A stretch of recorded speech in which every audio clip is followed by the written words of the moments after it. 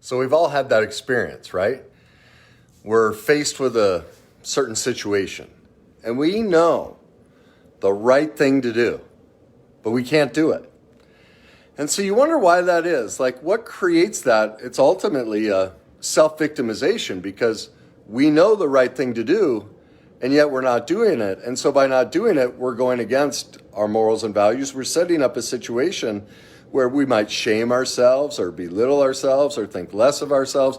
So it becomes a self-victimization. So why do we do that? Why does that happen? Well, the first thing to realize, as I talk about all the time, is, well, two things. Our brain doesn't know right from wrong. It knows known versus unknown. And the other mistake people make is they try and make this a thinking problem. Well, we just proved it's a feeling problem.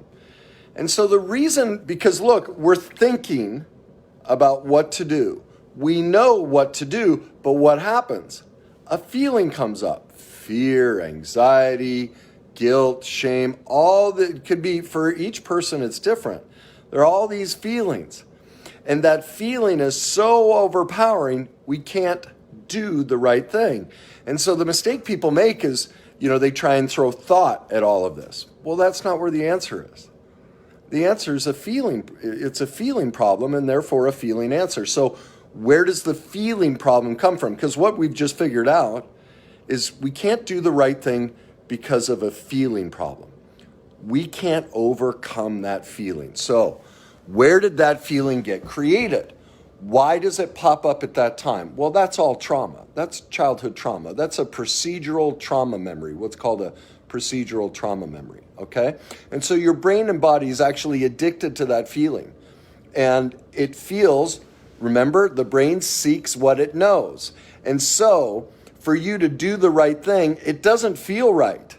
It feels awkward because we haven't healed that trauma. And so the right thing to do actually feels like the wrong thing to do. It's a feeling. So you're sitting there and you're going, I know logically I need to do this, but the feeling reality is too powerful. And so I end up acting on the feeling. I don't do anything, right? Well, where did we learn that? Well, that's childhood. I mean, think about it. As a child, we saw our parents act perfectly imperfect and make tons of mistakes. But could we do anything about it? No, we couldn't. We were 2, 4, 6, 8, 10 years old. Our life depended on them. We had to give in and accept the wrong thing. We learned a feeling in that moment of collapse, of anger. It depends on how you process trauma, your feeling in that moment. It's different for everybody. But in that moment, you learned, I can't reconcile this. And so now you're trapped in that, repeating it. I don't care if you're 20 years old, 40 years old, 60 years old. And so you look at the current situation, all the riots, all the different things.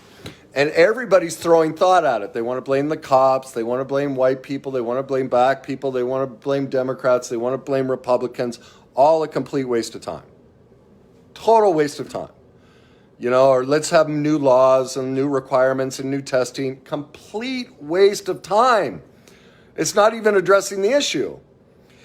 It's addressing the result, the symptoms that are created by the source. Because why does anybody do something bad? Because they feel powerless. Where did they learn that powerlessness? In childhood. This situation I just described. So they're just acting out their childhood trauma. That's it. Everybody's acting out their childhood trauma, whichever side you believe in, whichever position you take, that you're having a massive feeling reaction.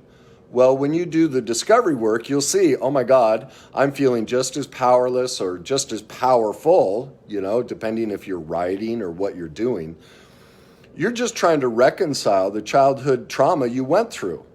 So if you want to fix this problem, if you want to do the right thing, get rid of thought. Get into feeling. Recognize that your pain and your trauma, the feelings you're having are driving everything. And until you heal that trauma, until you heal that pain, situations like this will go on for centuries. They have gone on for centuries because the whole investigation of feelings is really only about 150 years old, and it wasn't really until the last 50 years we kind of gave society permission to actually talk about it and actually really investigate it. So literally in the whole landscape of humanity, like think of it, we're 50 years into kind of talking about feelings. So, and feelings, as I've shown, drive everything we do. I just proved it to you.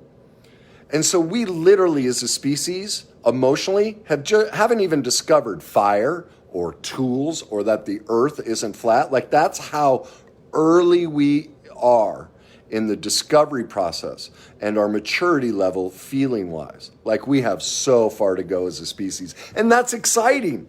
We haven't even tapped in. You know, they always say we use about 10% of our brain. Well, this is the part we're not using.